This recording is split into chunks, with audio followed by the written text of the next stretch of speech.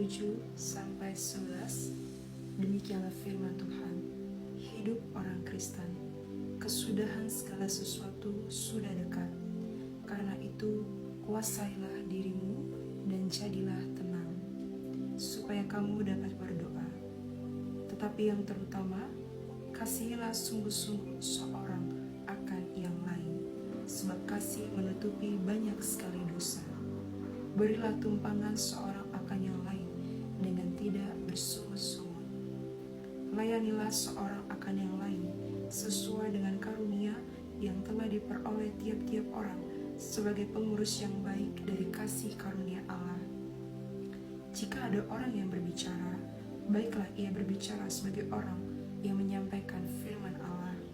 Jika ada orang yang melayani, baiklah ia melakukannya dengan kekuatan yang dianugerahkan Allah, supaya Allah dimuliakan dalam segala sesuatu karena Yesus Kristus.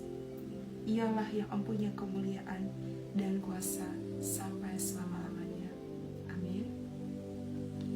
Pada kali ini, Bapak Ibu yang terkasih, saya ingin menyaksikan kesaksian yang sangat sederhana saja.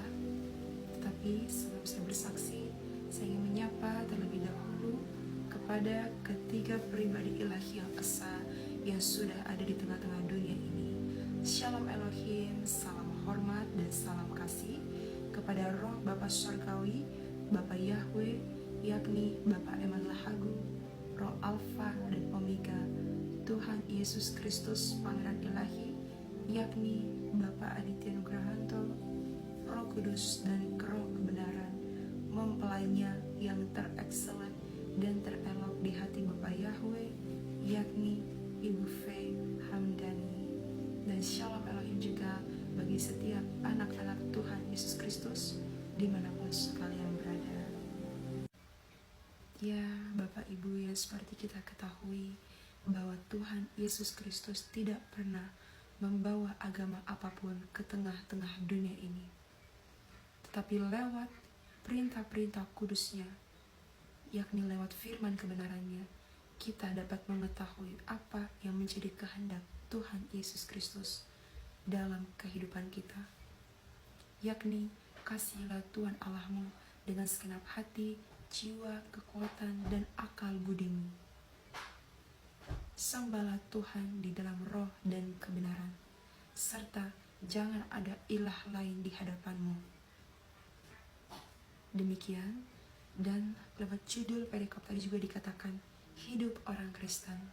Saya sungguh-sungguh percaya Bapak Ibu di luar sana sudah lebih mengetahui apa itu Kristen. Kristen adalah cara hidup atau gaya hidup kita yang meneladani karakter, kehidupan, kepribadian Tuhan Yesus Kristus itu sendiri, baik pada saat duka maupun suka. Bahkan firman pun mengatakan adalah kasih karunia kalau kita mengalami penderitaan oleh karena namanya. Jadi seperti apa Tuhan Yesus Kristus alami pada ribuan tahun yang lalu, demikianlah yang ia kehendaki dalam kehidupan saya dan Bapak Ibu di luar sana yang mengaku dan percaya kepadanya, Tuhan Yesus Kristus. Dan Bapak Ibu, di sini saya ingin menyaksikan mengenai dua hal yang terjadi pada 2 hari yang baru-baru saja ini. Dan pada ayatnya yang ke-7 sampai yang ke-9 lah yang menjadi kekuatan atau keteguhan dalam kesaksian pribadi saya ini. Singkatnya Bapak Ibu, pada 1 hari yang lalu saya mengalami sedikit pergejolakan hati, di mana pada siang hari itu saya sedang menyiapkan makanan daripada seorang pribadi. Saya tahu Bapak Ibu, pada saat itu beliau sudah telat untuk jam makannya.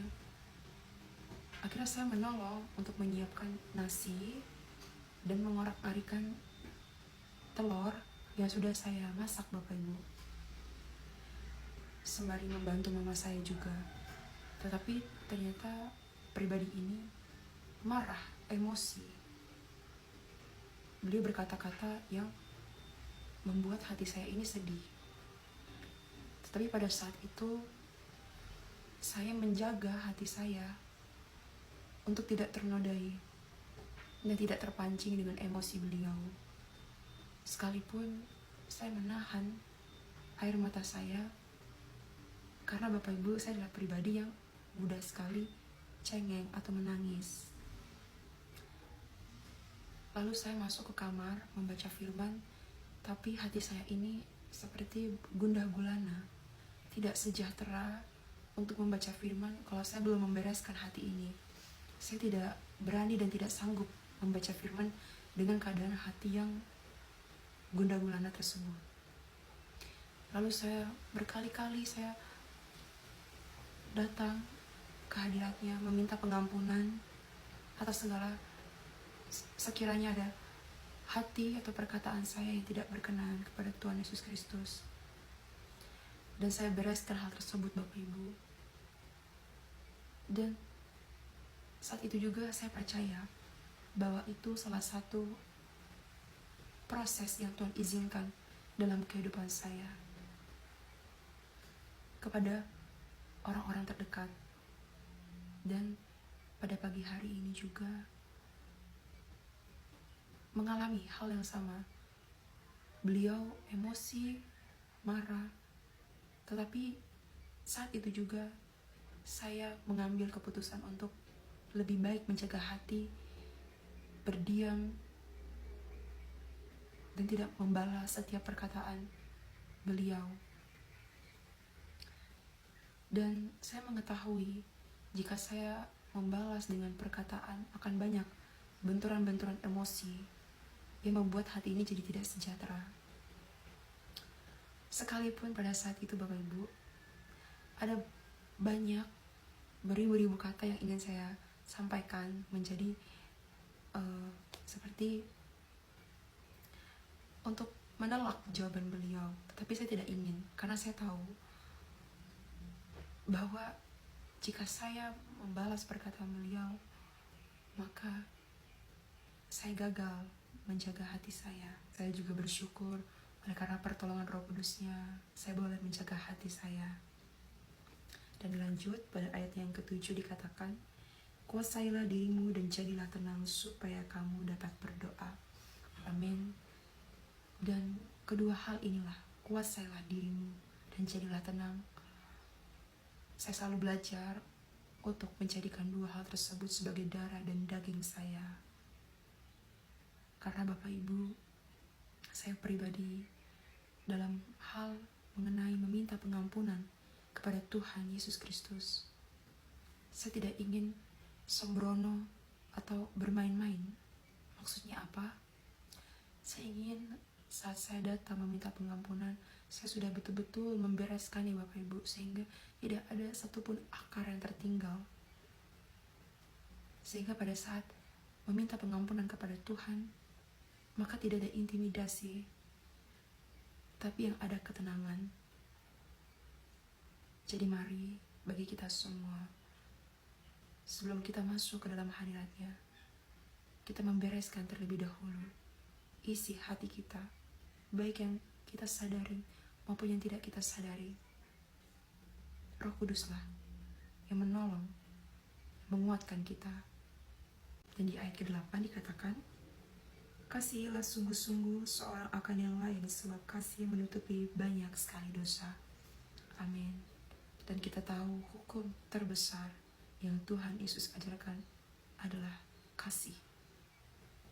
Dan firman-Nya ini mencakup begitu banyak hal mengenai kasih.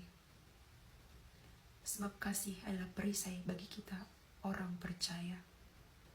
Dan oleh karena kasih yang disertai dengan kerendahan hati itulah kita boleh menjumpai firman-Nya, kebenarannya, bahkan menerima pekerjaan-pekerjaan, karakter-karakter kepribadian Tuhan Yesus Kristus itu sendiri. Sehingga kita juga diberikan kasih karunia untuk mengetahui setiap rahasia-rahasia surgawinya. Dan pada saat ini, kita sudah di penghujung akhir daripada akhir segala zaman. Seperti dikatakan di ayat kedua tadi, kesudahan segala sesuatu sudah dekat. Dan inilah waktunya bagi kita bangkit dan menyongsong kehidupan kita kepada perkara-perkara surgawinya. Haleluya. Demikian saja Bapak Ibu, kesaksian saya yang sungguh-sungguh sederhana ini. Mohon maaf jika ada ucapan perkataan yang tidak berkenan. Kiranya kesaksian ini boleh menjadi berkat dan hormat kemuliaan bagi Tuhan Yesus Kristus. Amin. Shalom.